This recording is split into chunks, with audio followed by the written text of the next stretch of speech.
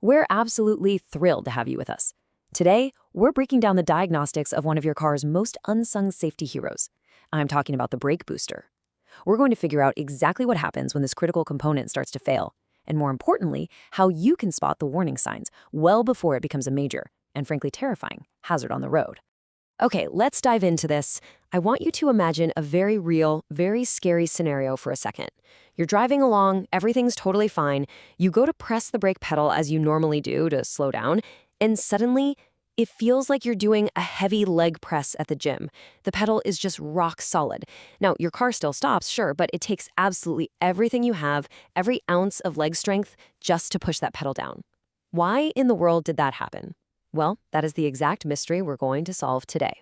Here's our roadmap for today. First, we'll look at the hard pedal mystery.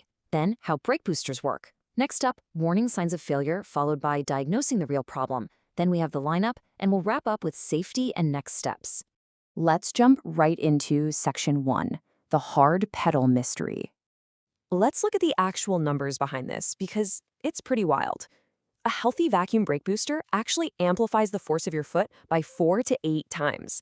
It's a massive force multiplier. Without this component doing its job behind the scenes, you would need 3 to 4 times more physical leg force just to bring the exact same car to a halt. So you aren't necessarily losing your hydraulic brakes entirely when this happens, but you are absolutely losing that sweet, sweet power assist that makes stopping feel completely effortless.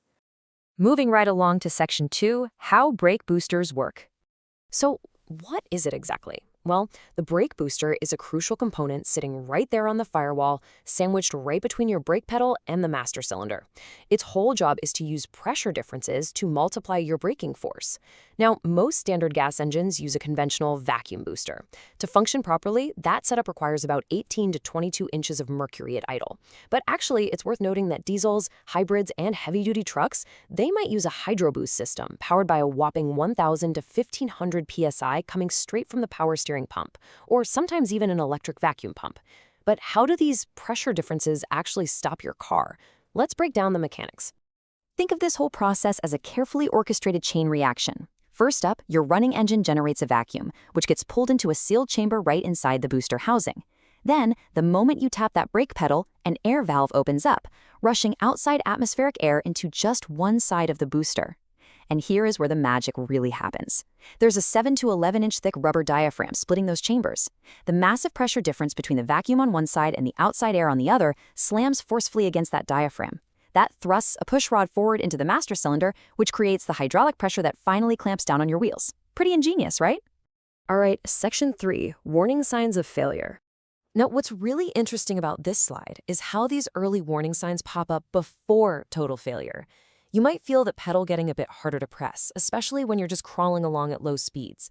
Or maybe you notice your stopping distances are increasing, even though you know for a fact your brake pads are perfectly fine. You might even hear a distinct, kind of annoying hissing sound near the firewall when you press the pedal. But listen up, because here is a massive clue. If your engine idle drops, surges, runs rough, or even fully stalls out only when you are braking, that strongly points to a vacuum leak flowing right through a failing brake booster straight into your engine's intake system. So what's actually breaking inside that black drum? The usual suspects include a torn internal rubber diaphragm, a leaky one-way check valve, cracked vacuum hoses, a rusted out and corroded housing, or maybe a master cylinder seal that's failed and is leaking brake fluid directly into the booster itself.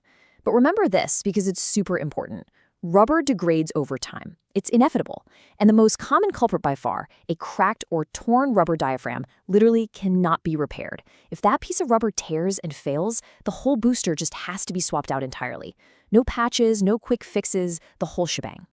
Let's get our hands dirty in Section 4, diagnosing the real problem.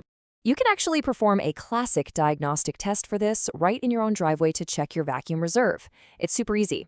First, with the engine completely off, pump the brake pedal about 15 to 20 times to completely deplete any stored vacuum. Now, hold the pedal down with just light pressure and go ahead and start the engine.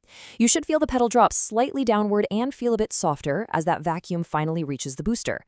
But if your foot stays planted on a rock-hard pedal that absolutely doesn't budge at all when the engine starts, yeah, your booster isn't getting or holding vacuum. You've found your culprit.